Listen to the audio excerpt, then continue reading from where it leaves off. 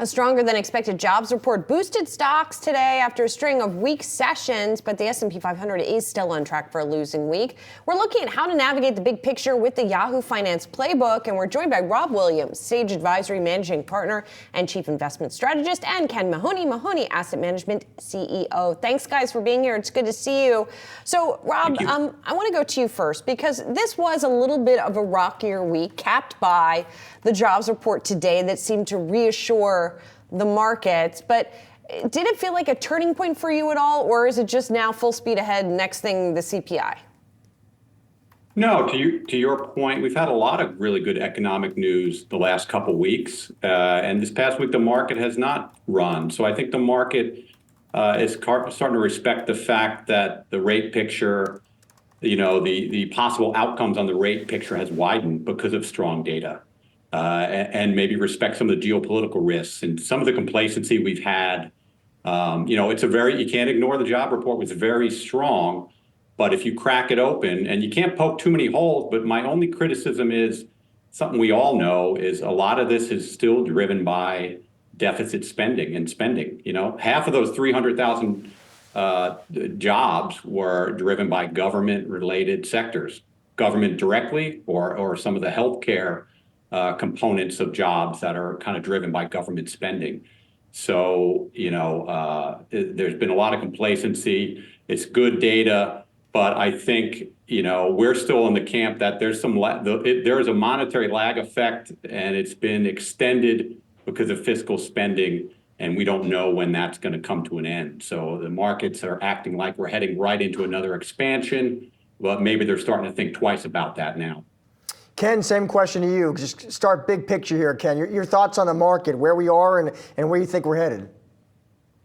Well, nice little bungee jump we had yesterday, right down, right back up, almost recapturing all those points yesterday. Look, I thought it was overdone. I thought it was overreaction. The Fed governor said, I penciled in. Okay, maybe it's not ink, but pencil's pretty good enough anyway, that we may see 2 rate cuts. Look, I've always been in the camp that be careful what you wish for. We don't want a whole bunch of rate cuts because that's accompanied with slower economic activity. Look, we saw the volatility index lift. Remember, the VIX is interesting. Doesn't really give us the direction, but it kind of shows complacency versus, hey, we're trying to put some hedges out there. It's telling you that, hey, things get a little bit dicey in the macro, geopolitical, but I do think some of these concerns are going to ease a bit when we get to the 3rd, 4th week here in April, when we start reporting the first quarter numbers. And I expect a lot of technology companies to beat and raise guidance. So look, it's possible to have a 2-tiered market, kind of like, hey, it's a tale of 2 stock markets, technology and everything else. I think technology doesn't really mind whether you have a quarter point cut or don't have a cut. Top line growth is what's going to attract investors. So I think, yes, it's important that we follow this, but I think for those growth investors, which we are, we don't really care so much whether we get a June cut or not. We care more about the earnings picture and hopefully find a lot of those companies that beat and raise guidance. Yeah, and obviously it feels like we just finished earnings and now we're getting back into earnings, to your point. Rob, I know when we're looking at groups here, a couple of the groups that you like are energy and healthcare. And just in a bit of trivia on the week, those were the best performing groups in the form of energy, and the worst performing group, I believe, in terms of healthcare, are among the worst performers on the week. So why do you like those 2 different groups? I think you want to start thinking about diversifying, especially if you've been looking like the index. You're very concentrated. So I do think it is attractive in a couple ways because it is later in the cycle. So I think it makes sense to continue having tech and growth. But if you take a quality spin to it, if you screen for high quality, high free cash flow, things like energy screen very highly, healthcare, pharmaceuticals, that's still kind of, a lot of those can be in the mega cap sort of growth bucket, but they have those other characteristics. They have a little more defensive flavor to it. Energy is really the only sector that's you could consider cheap. So you have some valuation on your side there. But I like the growth variety kind of expressed in a high quality tilt and looking for high free cash flow.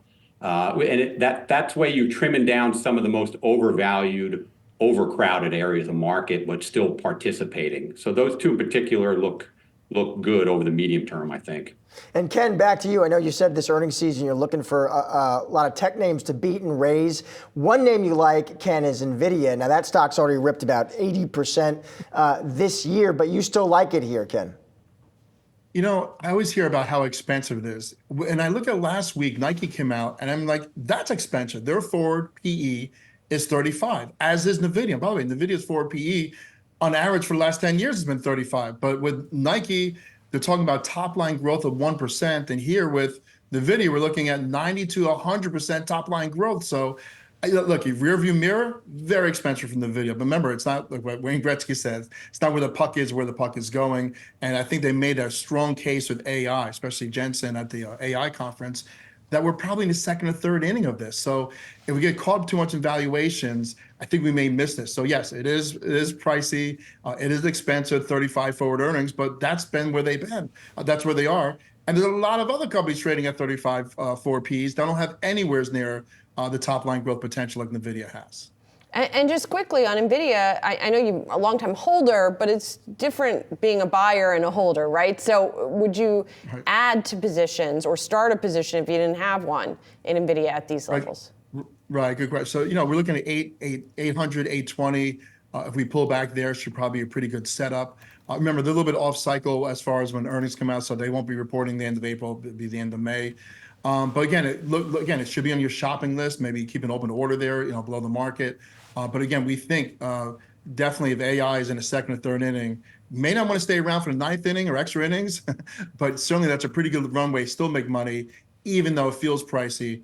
Try buying a pullback if you don't have it already. Ken, Rob, thank you guys both for joining us. Appreciate it. Pleasure. Thank you. Have a great weekend. You too.